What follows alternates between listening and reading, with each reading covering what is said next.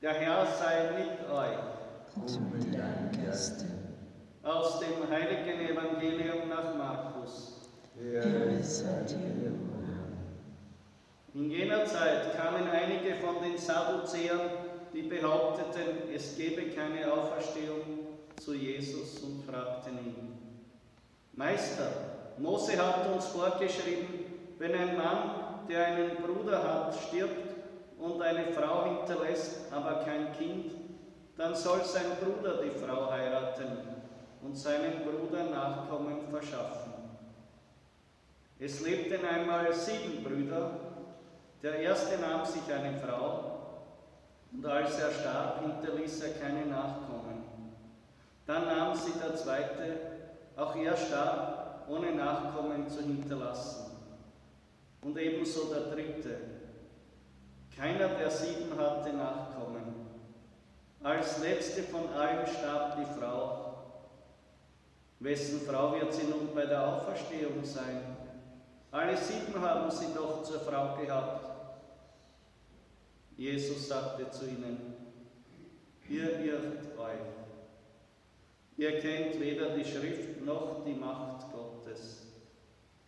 Wenn nämlich die Menschen von den Toten auferstehen, werden sie nicht mehr heiraten, sondern sie werden sein wie die Engel im Himmel. Dass aber die Toten auferstehen, habt ihr das nicht im Buch des Mose gelesen?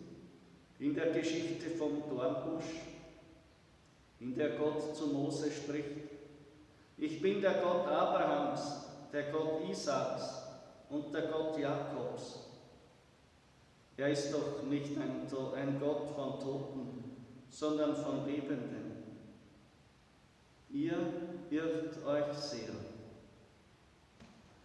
Evangelium unseres Herrn Jesus Christus.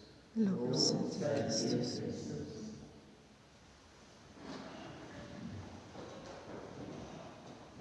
Meine Lieben, Jesus sagt zu ihnen: Ihr kennt weder die Schrift noch die Macht Gottes.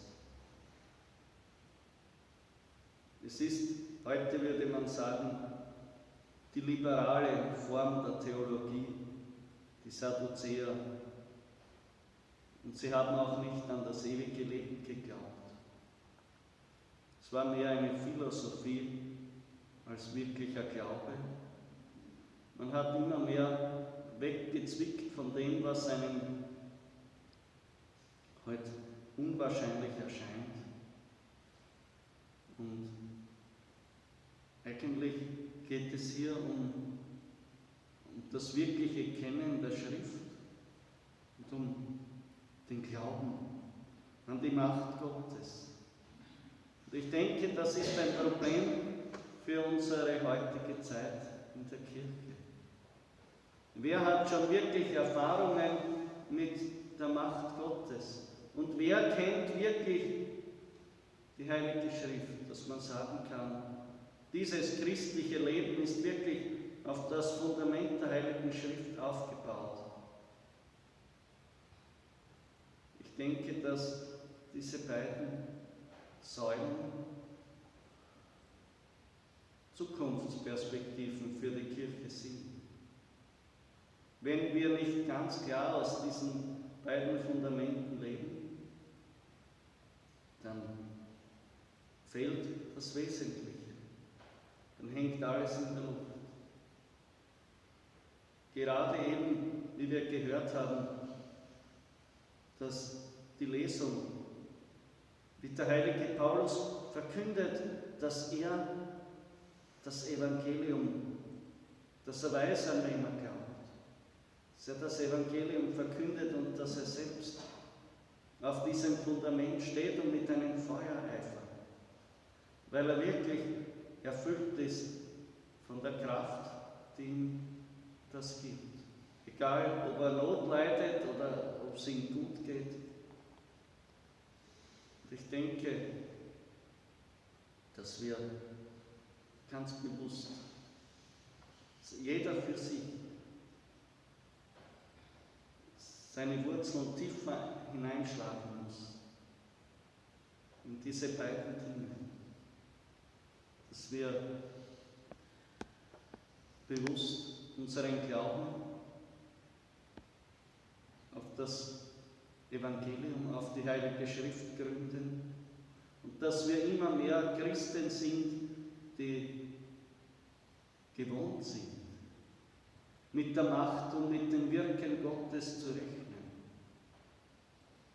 die eine Erfahrung haben darin, wie Gott wirkt und wie er ist. Dadurch ist auch eine viel tiefere Vertrautheit mit ihm möglich, weil wir einfach viel enger mit ihm zusammenwirken. Bitten wir die Gottesmutter, dass sie uns hilft, Vertraute des Herrn zu werden oder es immer mehr zu werden. Bitten wir das heiligste Herz Jesu, dass es uns an sich zieht. Wir durchglüht von seiner Liebe sind, vom Geist seiner Hingabe. Und dass wir aus dieser Quelle der Gnade lernen, wirklich zu schöpfen. Amen. Vergelt's Gott.